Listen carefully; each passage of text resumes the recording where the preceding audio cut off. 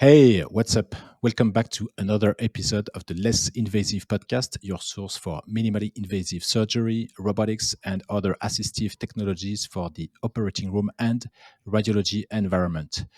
If you like this podcast, make sure to subscribe and please take 2 minutes to rate the podcast 5 stars.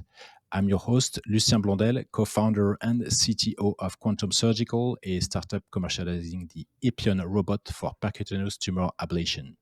I bring to the table 20 years of experience in imaging and robotics for various specialties: orthopedics, neurosurgery, spine surgery, interventional radiology, and now interventional oncology.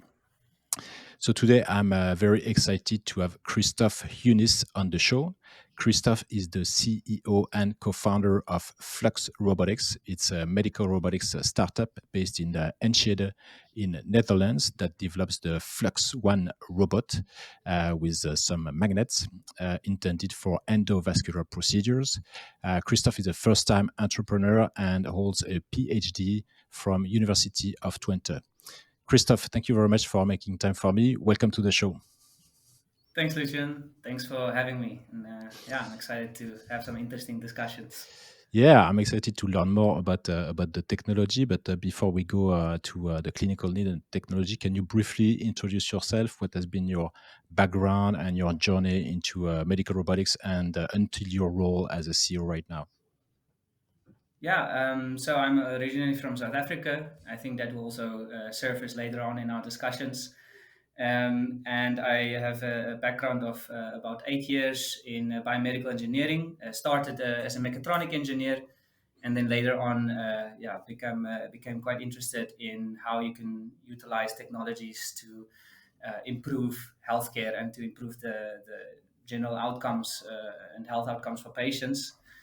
And that drove me to pursue a PhD in Europe overall, which I then later realized contains the country Netherlands, which originally is where my family is also from a few Okay. generations back.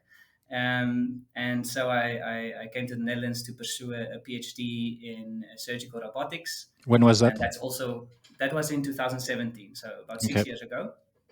And that's also where my interest in robotics started, in minimally invasive surgeries. And throughout this whole PhD process, we conducted research on the system, which is known now as the Flux One, and that's how the entire spin-off started. And we've been ongoing now for the past 2 years, and really excited to see what happens in the coming years. Okay, we'll dig more into the company story, how you founded it, and more. But a couple of questions about yourself along this journey. Is there someone or several people who is or has been inspiring you, and why? Well, first of all, the inspiration mainly came from just my way of my upbringing and growing up in a family. We essentially had we are four brothers, one sister, and all the men in the family pursued engineering degree, and that sort of drove me also to uh, to think more in terms of what opportunities there would be for me in the future as either a mechatronic or mechanical or biomedical engineer. Um, but overall, the whole decision that led to my leaving of the country and pursuing a PhD was it was a bit more of a personal experience, in that my friend, one of my best friends from school, the moment I graduated, he called me and said that his mother had a particular kind of stroke, and it was, well, it's a family friend, right? So you grow up together and you sort of share these experiences together, with his other's parents also being quite close to you. Hmm. And essentially she had a very particular kind of stroke, and Okay. that could only be treated after numerous phone calls and trying to go to hospital, trying to speak to specialists, and they had to do it quick, right? um, and it turned out that there was only a handful, if not three, neurosurgeons in the entire continent that could do that particular minimally invasive catheterization. Okay. And to me, that was just, yeah, I couldn't really grasp how there's this lack of accessibility to technologies to Mm, a mere handful of surgeons in an entire. So that to me sort of mm, drove me to biomedical engineering in the first place. Um, and at first, I started focusing on more on treatment, so rehabilitation engineering for middle cerebral artery stroke patients. So investigating neuroplasticity as a form of yeah, expediting the learning process and the recovery process of stroke patients, purely because that is what happened with my mhm, friend's mother. But later on, I realized, well, if we can work on actually treating it, before. rather than rather than Mhm, waiting until it happens, that changed my entire approach to learning. And so I went more into minimally invasive surgeries. What are the current challenges that surgeons face? What are their experiences? What pitfalls are there from jumping from the traditional open surgical approach to a minimally invasive approach, and how these pitfalls can be um, addressed in order to make this process just much smoother. So that one incident always, and we still talk about it today, me and my friend. mhm. It's an unfortunate process, but it also sparked this need for me to really see how we can bring such technologies to all countries, not just those that can afford it. Okay, very interesting. I mean, it starts with a very personal event that leads you to want to work to improve basically access to care to more patients, to evolve sophisticated procedures such as neurovascular procedure. Great. And you, Christoph, how would your parents or your friends describe you? What kind of a personality do you have? I think they would say I'm an extrovert, even though Okay. sometimes I feel a bit torn between both worlds. Sometimes I'd like to just relax and be on my own and recuperate and just get my energy ready for the week to come. But other times I do agree. I often like to be in the center of attention, even though that might become quite annoying, I think, to some friends and family members. But I think it's just the buzz of energy, Hmm. the conversations that are flowing, the yeah, just the inspiration you find with mere um, conversations that are not covered by some kind of superficial layer. I always like to get down to the real feelings and the real experiences, and that gives me energy, and that's why Okay. I most likely keep on doing that. Okay, cool.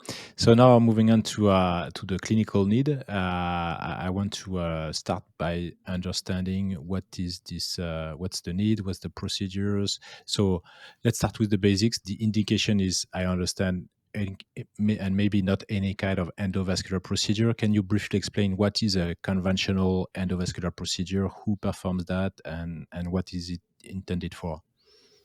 Yeah, so generally you have, if you have some kind of, let's narrow it even down more to say an aneurysm, an abdominal aneurysm, when it's basically due to a cardiovascular disease, um, which then leads to a weakened arterial wall, for example, or just some fenestrations that become blocked in your artery. So any artery or blood vessel that either is too weak to sustain the pressure of blood flowing through it, or that becomes blocked with stenosis and calcified deposits.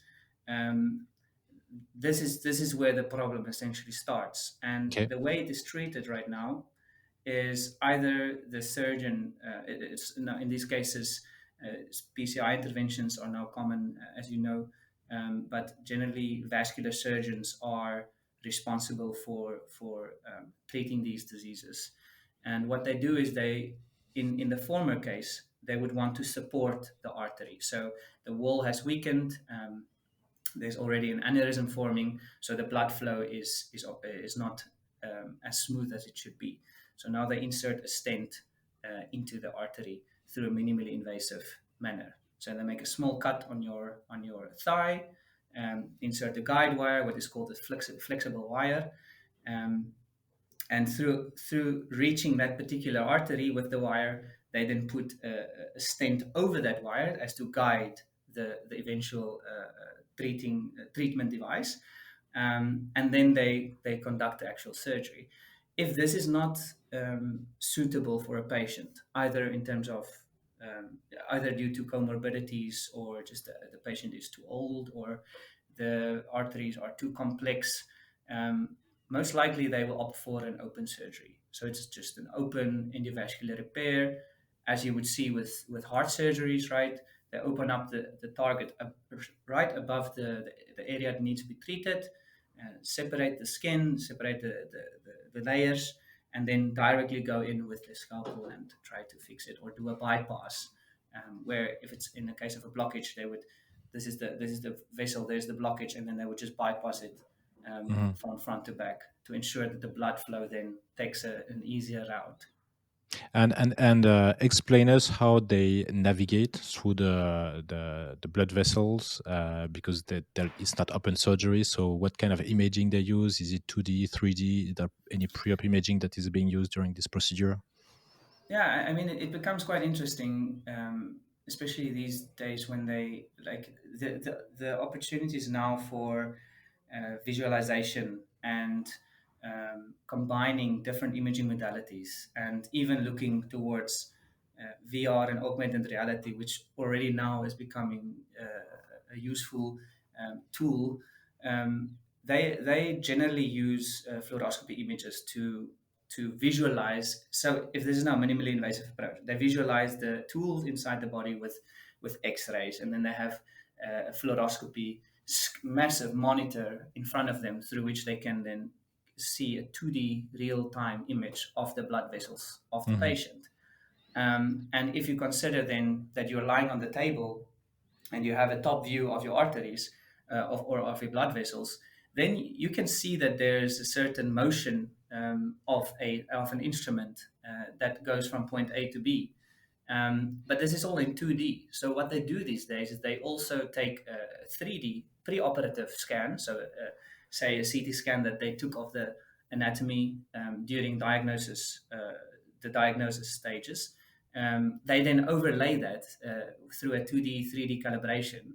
And in real time, they can put the model of that 3D arteries on top of that 2D scan, and then sort of overlay it and sort of uh, ensure that what they see in 2D is now also applicable in 3 dimensions. And so you can actually rotate around and see, well, in addition to the guide wire reaching the proper location in 2D, is it actually reaching a branched fenestration that Mm. otherwise you would have seen from the top? And I think that is, of course, still extremely useful, but the drawback is just being exposed to ionizing radiation. And, strangely enough, we see surgeons, discussions we have with surgeons here at the hospitals, they are a bit nonchalant about it. They're like, yeah, well, maybe in 10 years I get eye cancer because I'm just being exposed to an excessive amount of radiation. And when we are observing in the hospitals, we are of course wearing these lead aprons, and when the surgeon has to take a quick scan to verify the tool position, everyone is scattering to the corners of the OR, and standing behind like a pillar or something, just so that the reflection of the X-rays don't Mhm. hit you in some way. But the surgeon is there standing, Mhm. don't care. It's just a normal occupational hazard. But yeah, those are the pros and cons, I would say. Is you have advanced visualization, you can really in real time guide such instruments, but of course then you have the exposure to the radiation, which of course should be reduced. So what I understand, there are two challenges. The one that you are talking about, which is exposure to radiation for the physician who is using a lot of X-ray imaging, and maybe a second one that is going through navigating the guide wires through some tortuous anatomies, or taking a branch on the right or on the left that can be difficult when you have only 2D images. Okay, so now Right. let's talk about how robotics and maybe other technologies that you implement can help in these procedures. So your robot is the Flux One. Basically, what does it look like and what does it do? Yeah, so Flux One is it's a robot arm off the shelf. We have teamed up with KUKA, wherein they become the robotic supplier to Flux Robotics. We obtained the KUKA LBR Med, Okay. which is a 7 degree of freedom robotic arm certified for medical use. And this arm has the ability to, just for the sake of the audience, to act like the surgeon's arm, an extension of the surgeon's arm. And it can pick and place objects. It can say push or pull. It's all about what you integrate with that arm, which then makes it interesting in terms of the Hmm. Hmm. application. So what we have integrated with it, and with integrated I mean what we just connect to the arm, is a magnet. Now, this arm and magnet setup, it's about 1.2 meters in height. We then mount to a mobile trolley that has the graphical user interface to interact with, and that can be moved from one room to another. And this is then the prototype that we are now aiming to commercialize. Um, and essentially, the magnet is the use of the magnet is straightforward. We talked about guide wires and catheters and stents.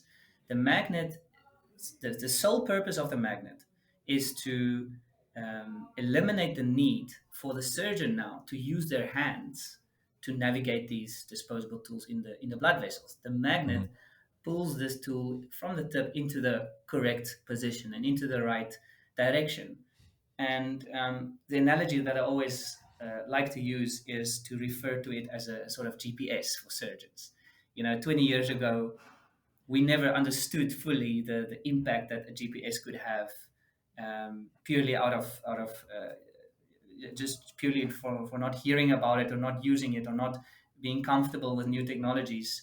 Um, and now it's just something we do on a daily basis. We just put in the destination and the GPS guides us. And in fact, when the GPS doesn't work, you panic a bit, right? Because Hmm. um, compare this to say when I'm thinking back on when we used to go driving out a Land Rover, and my mother used to sit with the card and my Hmm. dad was driving, and that was always a fun thing to watch. But now it's so much easier. It's a technology that helps you, that assists you. And in this way, the Flux One is meant to assist the surgeon and to act as a navigational GPS. And so, is it automatically driving the catheter, or is it controlled by the operator and providing some kind of map? How is the map created by the during the procedure? Yeah, so there are the current. You asked also about commercial systems and state of the art. Current systems focus either on insertion and retraction, so automatic insertion and retraction of a guide wire or a catheter, um, when the surgeon could then sit and observe from a safe distance, distance from the exposure to radiation. And other systems, they utilize sort of tendon driven mechanisms to push and pull using a pulley system. And then they Hmm. could sort of position this And device, okay. bend and rotate as they wish. And these devices are doing this at the moment in a let's say automatic fashion. So the surgeon sits with a console, and what we do is, and this is where I believe Flux Robotics is a bit different from the state of the art, is we understand that the surgeons still want to be, the majority of them, let's say from our interviews that we had, they still they have this small fear, just that they won't be needed anymore. And of Hmm. Hmm. course, maybe in 30, 40, 50 years, I don't know, well, the rate at which AI is progressing now, you never know. But it's still not the case today. right? Hmm. And I believe it still won't be the case in 10 years. You always would need that human factor, someone with experience, someone that can make cognitive decisions based on um, real-time information that's being observed of the patient and based on intuition, which Hmm. is something that you can't replicate yet. And for that reason, we want to ensure that the surgeon is still part of the clinical workflow, that they are still part of the human in the loop. And for that reason, we have the surgeon still taking care of, where should the guide wire go? Is it better to first access the renal artery before you cross over to let's say the iliac, or just those type of decisions we don't want the robotic system to make, purely from a practical point of view. But what the robot does is it can autonomously navigate based on where the guide wire is positioned. So we do this by means of a preoperative plan. It's patient specific. So every time a patient needs to get this type of surgery, we obtain the CT scan, which I referred to a moment ago. It's a 3D model of your body, and we segment the arteries, we segment all the blood vessels, we ensure that the fenestrations, that is when a blood vessel branches, we ensure that this is all visible. And then through a virtual clone of the entire operating theater, not just the arteries, of the entire operating theater in question, and with the position of the patient registered with respect to the robot frame or coordinate system, we then conduct a planning for each of the directions in which the guide wire would need to go for a surgeon to implant a stent. Say they want to implant a full sleeve in the entire aorta and fenestrations. And then based on that data, the surgeon can select, well, now I want to go to this artery, and he clicks on the user interface, and then the robot automatically ensures that the guide wire goes into that artery. Okay. Okay. Very interesting. And what kind of instruments are guided by I guess this is specifically designed instruments, and is there a range of different instruments? Yeah, there is of course a range, but for the purpose of our certification, of course, we need an first intended use, considering the classification and the regulatory route that we want to take. So theoretically, the system can position any flexible device, whether it's a guide wire, balloon catheter, stent catheter, even diagnostic devices like endoscopes or gastroscopes. Um, and the entire purpose would be to first see, well, if that's really necessary. Of course, we first discuss with surgeons what the challenges are that they face. There would be no use to come up with a magnetic endoscope if the current systems they use are actually quite sufficient. Mm-hmm. Um, and through these discussions, we've learned that guide wires themselves, which are fundamental to any type of vascular stent implantation procedure, they are used to navigate to a specific target, and that navigation time is where the challenge come in, because Okay. either the arteries are too complex or it's just too dangerous. And that's why we decided on guide wires for our first intended use. Okay, so you navigate the help navigate the guide wire, and then over the wire they can place all the instruments that they traditionally use. So there is not much impact for them except changing the guide wire. Use the specifically designed guide Exactly. wire for the robot. Okay, very Yeah. interesting. And talking about these people who are doing this procedure, you said vascular surgeon, maybe in other field it's interventional radiologist, or I don't know. Um, could you tell us? I guess you are working with clinical partners to help refine the prototype and conduct testing on phantom, and later on maybe a preclinical clinical testing. What kind of partnership have you made so far? What kind of testing have you done, and did you have any results so far? Any feedbacks from the end users? Yeah. Yeah. So we have run already 3 pilot studies in the Netherlands. Okay. Our biggest partner so far has, of course, been the University of Twente, where this entire project originated from. And it was through them that we got access to our second partner, which is Medispectrum Twente. It's called MST. It's a local hospital in Enschede.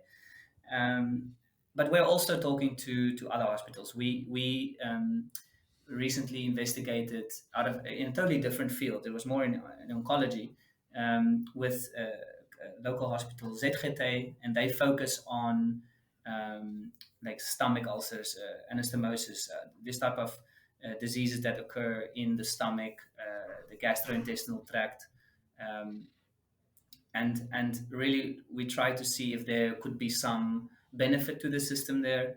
And then finally we had a discussion with medical centers. So there's an ample amount of university medical centers in the Netherlands. One of them is UMCG, where the my co-founder Sartak, is also a professor, and there we have access to, say, cadavers or smaller animals, even though Mhm. we do have to test this on large live pigs.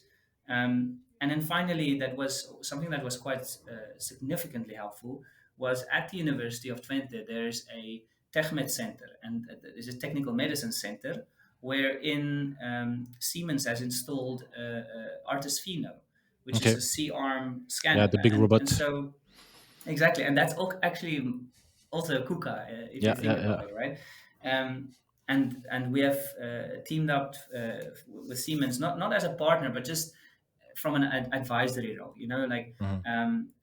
how can their system be integrated with the Flux One in terms of visualizing also what the surgeon sees on the big screen, or Mhm. what kind of algorithms do they use to determine what the center line of each blood vessels is, because that of course is useful information, considering if you want a fully autonomous system one day. um, and then finally, with regards to the some of the technical components, I mentioned already KUKA. That was quite helpful in just telling us how we can utilize their software and build upon that with our own proprietary software and add-ons to make the system work for our particular case. And then finally, someone that was a great help was Force Dimension, and they essentially sponsored for a few months the use of their Omega interface, so that we could the stylus, the haptic interface, so that we can test the system with it, and then use that to infer later design changes and iterations that might be useful for us if we want to go towards teleoperative control modes. Okay, I understand. So you mentioned three pilot studies. What were you looking at as endpoint? Is it safety, feasibility, or is it more advanced performance that No, you were no, it tracking? was no, it was mainly feasibility. The thing is, since this originated from my PhD, we already did sort of pre-compliance tests to see if the magnet is at all at a point where it can be strong enough to deflect and guide these guide wires. Because without that, it would not have been possible to continue with feasibility studies. We then moved over to phantom studies, so silicone based models of the human arteries, human body. Um, we also tested on dead animals, so just to see if it is at all possible to visualize while the magnet is in the range of the X-rays, the CT scanner. There's no artifacts caused by this magnet. That the magnet in itself is actually not interfering with metallic components that are surrounding the operating table. Um, and then most recently, we conducted a user feasibility study. So really having a surgeon, a vascular surgeon, use the system, and also testing it with different surgeons, so that we're not biased towards one person's opinion, but in addition to that, testing it with operators that have had no prior experience with robotics, because one of our key let's say one of the most important aspects and whole one of the three pillars of Flux Robotics is that we focus on accessibility. Okay. And this brings me back again to Yeah, to your story. to my story Mm, in ensuring that the technology is not too complex.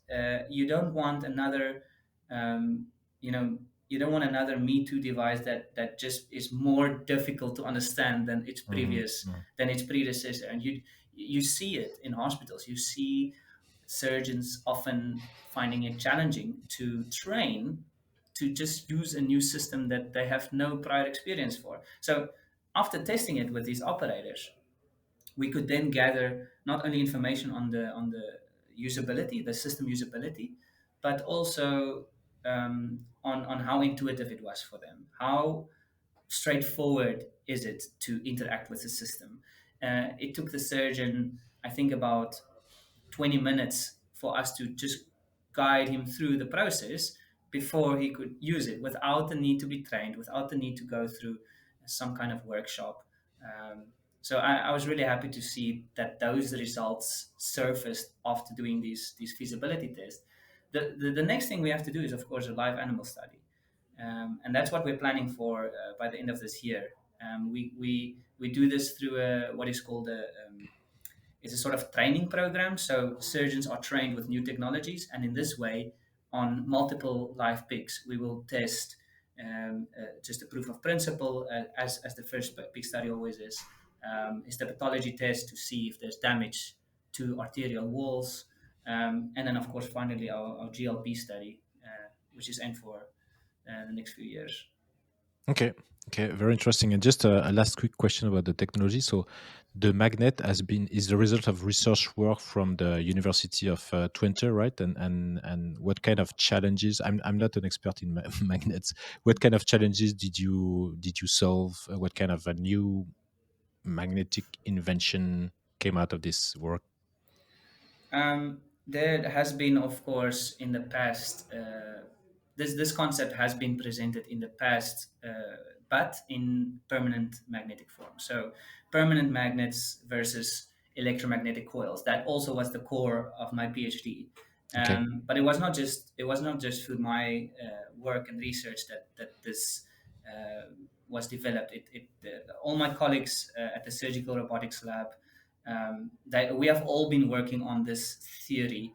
And even before I started joining the lab, I think in 1960 even there was this what was called a para-operational like pod or something para-operational device, which is a paramagnetic catheter, which was already used, back in the 60s, but Okay. it was never truly defined what would be an optimized way to control this.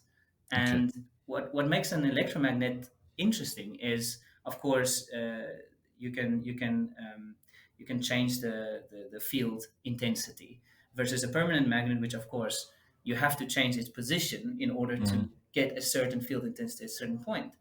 And that's how we also wanted to set ourselves aside. We wanted to really work on a payload optimizer, because it's a robot arm, a payload optimized um, electromagnetic coil that is designed to be as strong as it could possibly be, considering where within the body of the patient you want to do a certain navigation. And that's where all the theory went in. So the I think the biggest challenge was just to ensure that the system integration is flawless. You Mhm. don't want some kind of we're working with high amps, so you don't want it to be unsafe to use. You don't want the risk of electric shock. You don't want this to influence, in terms of electromagnetic compatibility, any other systems around it. So think about shielding, for example. What type of materials can you investigate? And then, of course, something that quite often happens with coils at high loads, is that they increase in temperature. So how can you ensure that this heat is dissipated such Okay. that it's safe to use in an operating theater? So these technical aspects were also challenging to solve, but I'm happy to say we managed to fix all of these potential problems. Okay, cool. I mean, it's I'm eager to see when you will start your live animal testing and what will be the results. So now moving on to the Flux Robotics story, the company in itself. Can you explain maybe how you decided you and your co-founder to start this company and when? Yeah, so that was an interesting time for me. It was deep inside of lockdown and COVID, um, and I remember sitting at home because there was nothing else we could do but to work from home, and I was writing my dissertation, and I had to choose a committee consisting of about 6 members. And I really wanted surgeons to be on it. I really wanted to hear their feedback, to see what they think about it, because it's eventually the first point that I started working at the lab, there was already a surgeon on board that was giving some type of advisory role to all these PhDs and postdocs and students working there. And so I knew that originally the concept started from trying to have an easier way to navigate tools, and so reduce mental workload, and just having it much more ergonomic as well, to come up with some type of solution. And so when I was nearing the end of my dissertation, which was in close to April 2021, um, I had a demonstration to multiple surgeons, also to gauge their interest, if Your any, interest? Yeah. but also to see who might be a good fit to the Mm, committee. So a few were saying, "Oh, this is," because at that point I was all about the technology, right? I didn't even mm, think of uh, valorization or flux robotics. It wasn't even on my mind. So I saw two of these surgeons remaining behind while the rest went on, and they were asking more and more questions, and like, how can this be, like, this is the problem we have right now, can this solve this problem, or um, uh, what about endoscopes, what about, and then they will come up with ideas, capsules, what about diagnostics inside the stomach. So then that got me in a deep discussion with them, and at the end one of them said, why aren't we using this yet? Why aren't we using this system yet in yeah. the hospital? And that, to me, Okay. that That sort was a of trigger. there was a trigger. And like I say, many of these incidents, and honestly, in hindsight, by that time, it was like more than 4 years after coming here. By that time, I almost um, forgot why I came in the first Mm, mm, place, mm, mm, why I mm. came to the Yep. Netherlands in the first place. And it was I wouldn't say an epiphany, but it was just serendipity is the right word, because just some discussion, some conversation that you have with someone triggers this emotion, and reminds you why are you doing this, what you are doing for the past 4 years. And parallel to that, and I have my wife to thank, because, well, back then she was still my girlfriend, um, because there was a competition at the University of Twente, wherein you can tell entire crowd and a jury about your idea, whether it's in the ideation phase, prototyping, or startup phase. And my girlfriend then told me, well, why don't you pitch this as a startup idea? And I said, nah, like, this is, it's going to be 10 years before it can be in the market. And but then she really managed to twist my arm, and I think that discussion with the surgeons also sort of urged me to explore, because I couldn't just accept that something that you work on for so long, where there are so many resources and time and blood, sweat, and tears Mm, spent mm, on, just go to waste.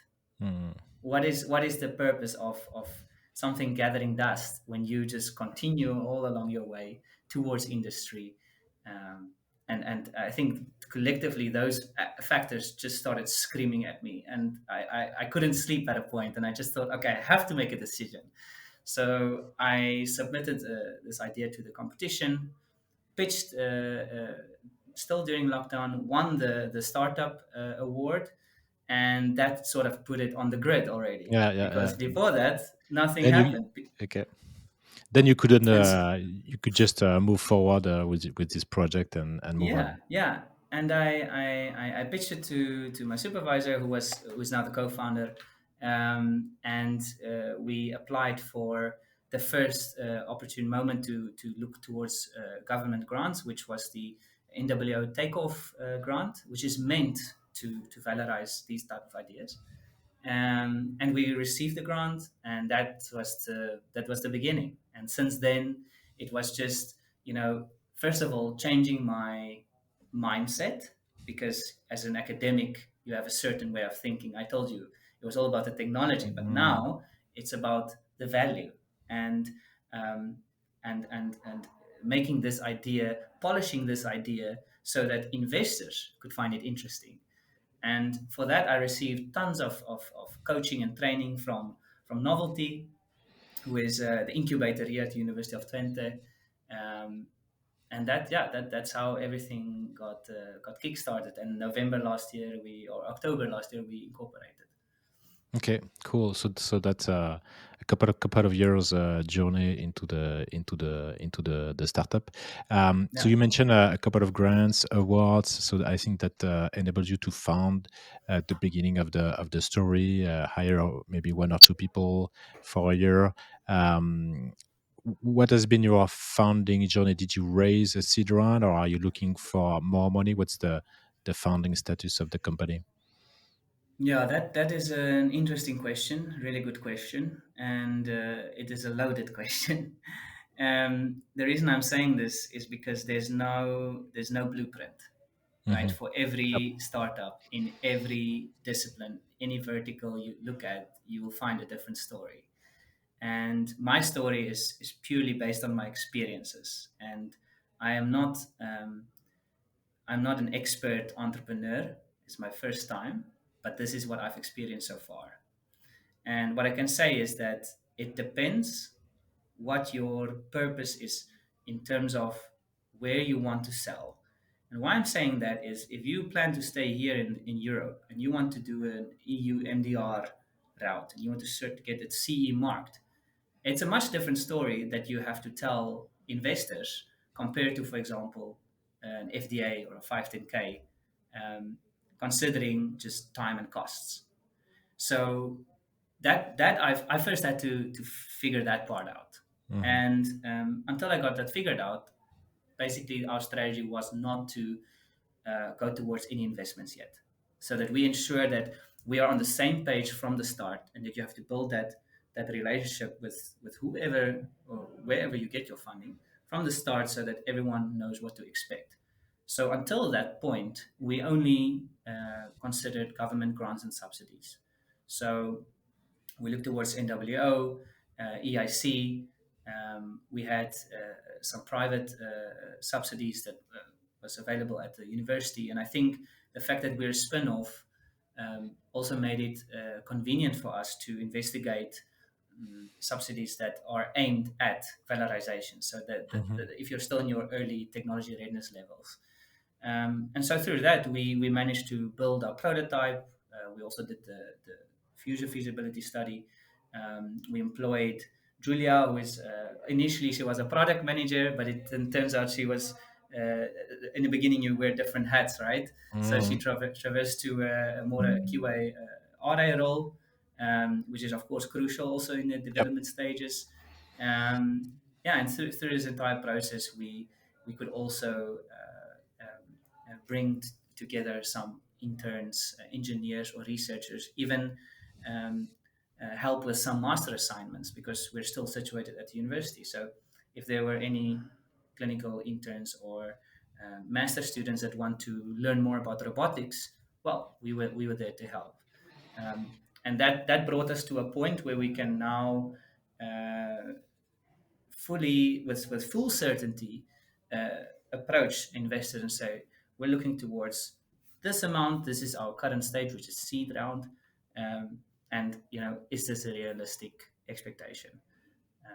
But yeah, that's been our funding strategy for the past year and a half, I would say.